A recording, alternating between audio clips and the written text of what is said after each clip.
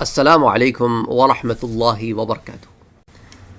اگر آپ پہلی دفعہ اس چینل پر آئے ہیں تو اس چینل کو سبسکرائب کرنا نہ بھولیں، نوٹیفیکیشن بیل آئیکن پر کلک کرنا نہ بھولیں تاکہ آپ کو ریگولر نوٹیفیکیشن اپڈیٹس مل سکیں اس چینل پر۔ آئیے اب حوروں کے ضمن میں قاصرات الطرف کا مطلب سمجھتے ہیں۔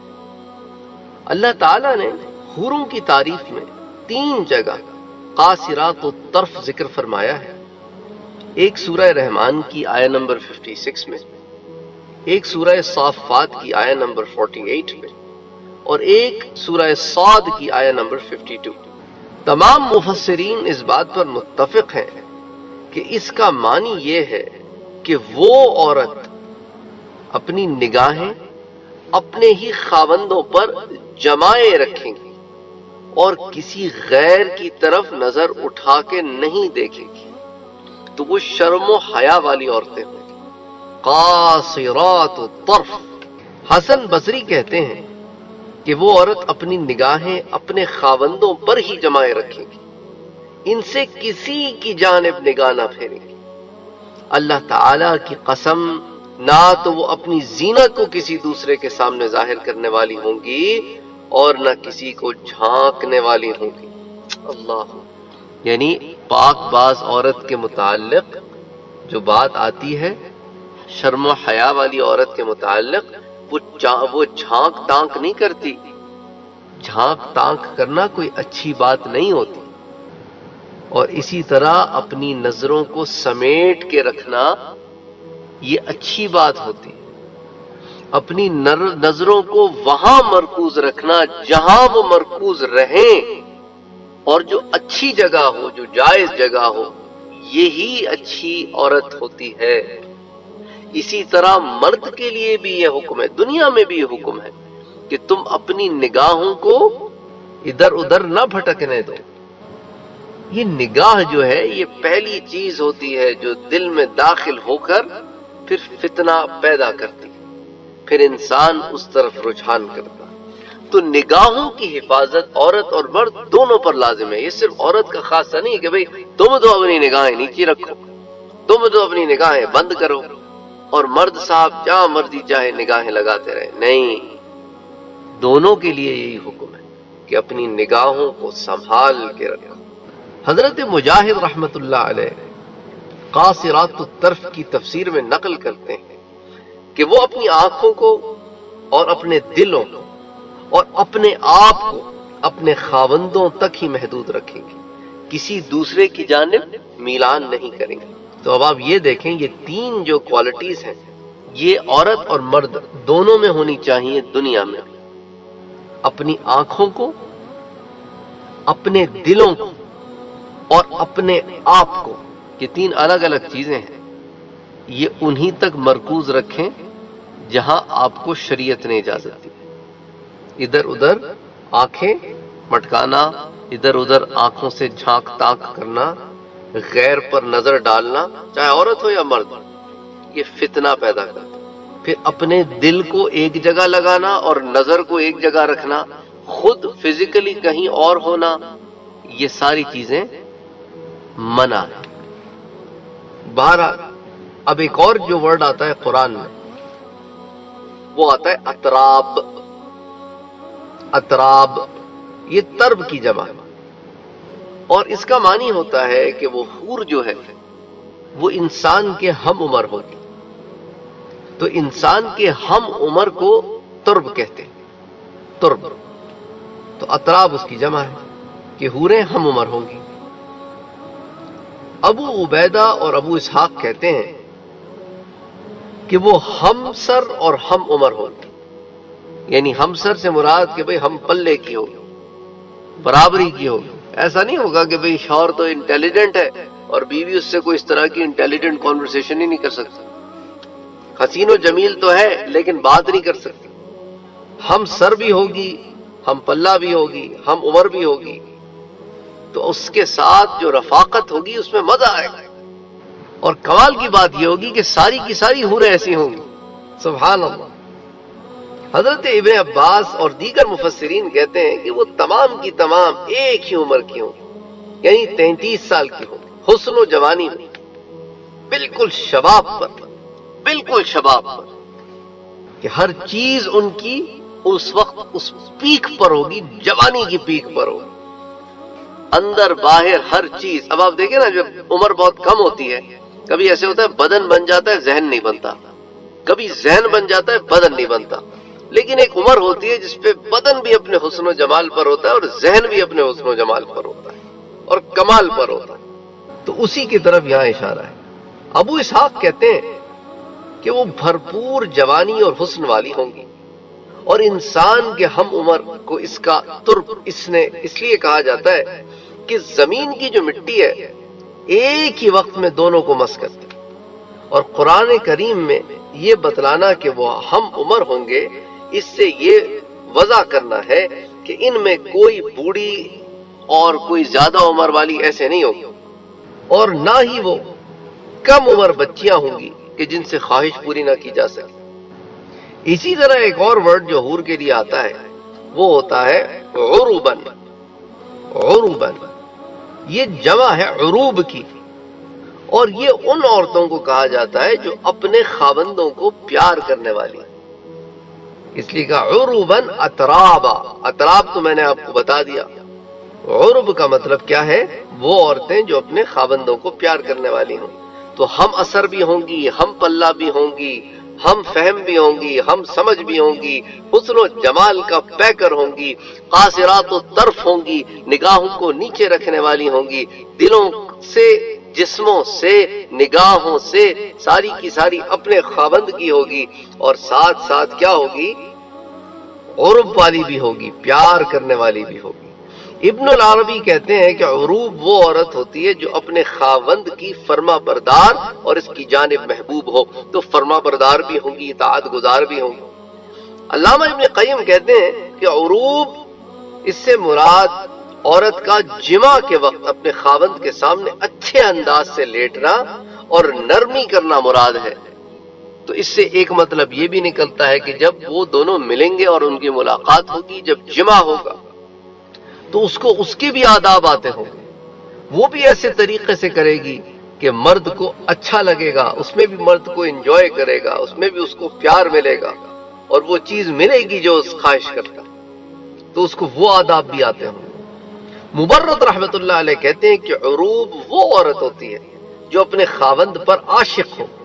مفسرین کرام نے عرب کی تفسیر میں ذکر کیا ہے کہ بے شک وہ عشق کرنے والی، پیار دلانے والی، ناز نخرے والی، آنکھوں کے سفید حصے میں سرخ ڈورے والی، بہت زیادہ محبت کرنے والی اور بہت زیادہ شہوت والی، یہ سارے الفاظ جو ہے عرب کے اوپر آتے ہیں۔ تو اب آپ اندازہ کر لیں کہ لفظ عرب سے اللہ تعالیٰ نے کتنی کوالٹیز اس میں جمع کر دی۔ تو لغت کے ماہرین، عربی زبان کے ماہرین، حدیثوں کے ماہرین، تفسیروں کے ماہرین، ان تمام لوگوں کی جو رائے ہے عرب کے متعلق، وہ یہاں میں نے آپ کے سامنے یہاں سمٹ کے یہ رکھ دی ہے کہ اب آپ کا ذہن جس طرف زیادہ رجحان کرے وہ چیز اس میں پائی جائے گی۔ اچھا، اسی طرح ایک اور ورڈ آتا ہے کواعب۔ کواعب، اچھا کہیں کہا نا عروباً اترابا، کہیں کواعب کا بھی ذکر آتا ہے۔ تو کواعب جو ہے نا، کواعب کاعب کی جمع ہے، اور وہ ایسی عورت کو کہتے ہیں کہ جس کی چھاتی، جس کے پستان جو ہے وہ ابھرے ہوئے۔ حضرت کلبی کہتے ہیں کہ گول پستان ابھرے ہوئے ہوں اس کو کاعب کہتے ہیں۔ تو کواعب کاعب کی جمع ہے۔ اچھا، اس لفظ کا جو اصل معنی گولائی ہے، اور مراد یہ ہے کہ اس کے پستان انار کی طرح ابھرے ہوئے ہوں گے، نیچے کی جانب لٹکے ہوئے نہیں ہوں گے، اور ایسی عورت کو کواعب بھی کہا جاتا ہے اور نواحد بھی کہا جاتا ہے۔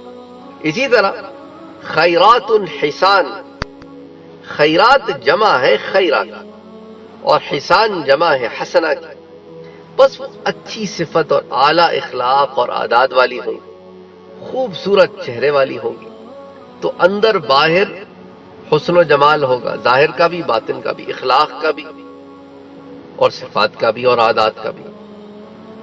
حضرت وکی نے اپنی سند کے ساتھ حضرت عبداللہ سے روایت کی، حضرت عبداللہ ابن مسعود سے روایت کی ہے کہ انہوں نے فرمایا کہ ہر مسلمان کو خیرہ ملے گی، اچھی صفتوں والی، اعلیٰ صفتوں والی، تو ہر مسلمان کو خیرہ ملے گی، اور ہر خیرہ کہ اس کے لیے ایک خیمہ ہوگا، اور ہر خیمے کے 4 دروازے ہوں گے، ان میں سے ہر دروازے سے ہر دن ایسے تحفے اور ہدایا اور بزرگی لے کر فرشتے داخل ہوں گے جو اس سے پہلے اس کو نہ ملے ہوں گے۔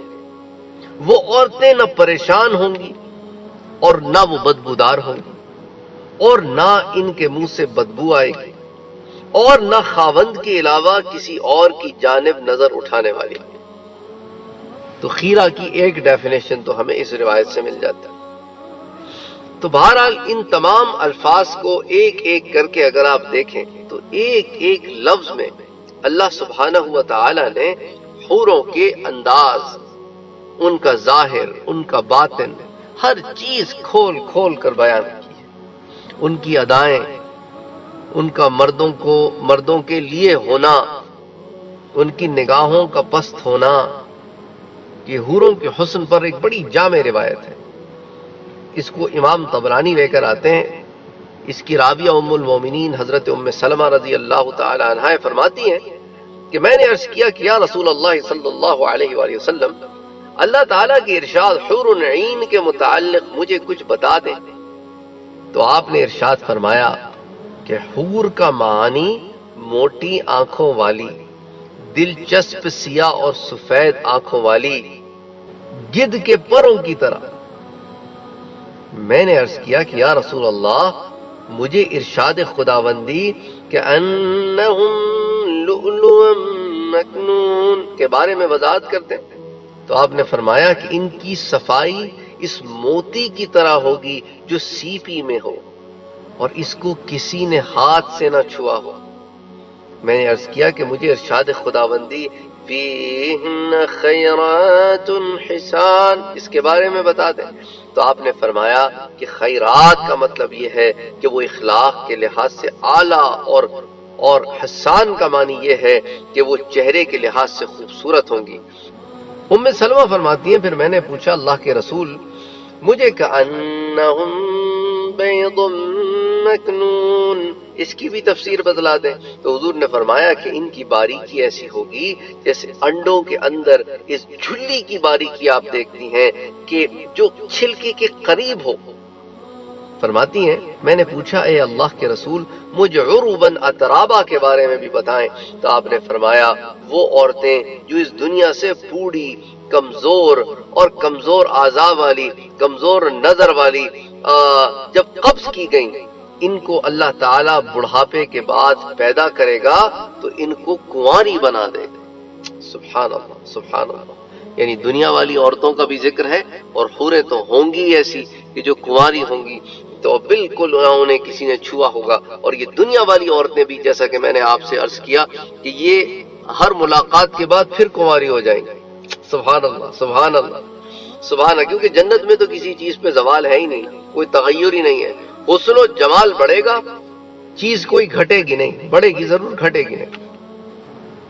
اسی طرح جیسا میں نے آپ سے پہلے عرض کیا تھا کہ دنیاوی عورتوں کو حوروں پر فضیلت ہے، تو یہ جو روایت ہے جو پہلے بھی آپ کے سامنے میں نے ذکر کی تھی، یہ خواتین اکثر پوچھتی ہیں کہ بھئی یہ تینیں تو حوریں مل جائیں گی، تو بھئی حوریں تو ملیں گی، ساتھ تم بھی تو ملو گی، اور تم تو حوروں سے افضل ہو۔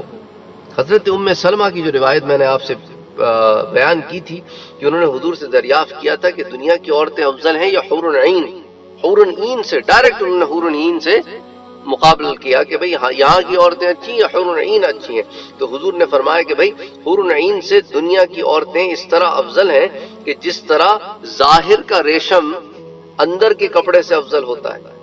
تو فرماتی ہیں کہ میں نے حضور سے اس کی وجہ پوچھی، تو آپ نے فرمایا کہ ان کی نمازوں کی وجہ سے، ان کے روزوں کی وجہ سے، اور ان کا اللہ تعالیٰ کی عبادت کرنے کی وجہ سے اللہ ان کے چہروں کو نور اور جسموں کو ریشم کا لباس پہنائے گا۔ ان کے جسم حیران کر دینے والے ہوں گے، گورے رنگ والی ہوں گی، سبز لباس والی ہوں گی، پیلے زیورات والی ہوں گی، خوشبو انگیٹھیاں موتی کی طرح ہوں گی، یعنی کہ ان کے بدن سے ایسے خوشبوؤں کی بالکل خوشبوؤں کا معطر ہوگا ان کا بدن خوشبوؤں سے، اور ان کی کنگیاں جو ہیں وہ سونے کی ہوں گی، اور وہ ساتھ یہ کہہ رہی ہوں گی کہ ہم ہمیشہ رہنے والیاں ہیں، کبھی نہیں مریں گی. نحن الخالدات فلا نموت ونحن النعمات فلا تبئس ابدا، اور ہم ناز نخرے والیاں ہیں، کبھی بدحالی کا شکار نہ ہوں گی، اور ہم ٹھہرنے والیاں ہیں، کبھی کسی جگہ کوچ کر کے نہ جائیں گی، اور ہم راضی ہونے والیاں ہیں، کبھی ناراض نہیں ہوں گی. سعادت ہے اس شخص کے لیے جس کے لیے ہم ہیں اور وہ ہمارے لیے ہے. طوبی لمن کان لہ وکان لنا. حضرت حبان بن ابی حبلہ رحمۃ اللہ علیہ کہتے ہیں کہ دنیا کی عورتیں جب جنت میں داخل ہوں گی تو ان کو دنیا میں نیک اعمال کرنے کی وجہ سے حوروں پر فضیلت عطا فرمائی جائے گی، تو درجے میں بھی اور حسن میں بھی. امام قرطبی کہتے ہیں کہ یہ بات حضور صلی اللہ علیہ وآلہ وسلم سے مرفوعاً روایت کی گئی ہے کہ آپ نے ارشاد فرمایا کہ دنیاوی عورتیں حوروں سے 70,000 گنا افضل ہوں گی. یعنی کہ 70,000 گنا سے مراد کیا ہے کہ infinitely more prettier and more beautiful, more attractive, far better than حور. یہ تذکرۃ القرطبی کی جلد نمبر 2 صفحہ نمبر 774 کے اوپر یہ روایت آتی ہے، یہ قول آتا ہے. تو بہرحال انشاءاللہ تعالی پھر اگلے درس میں کچھ اور تفصیلات آپ کے سامنے رکھیں گے. وما علینا الا البلاغ.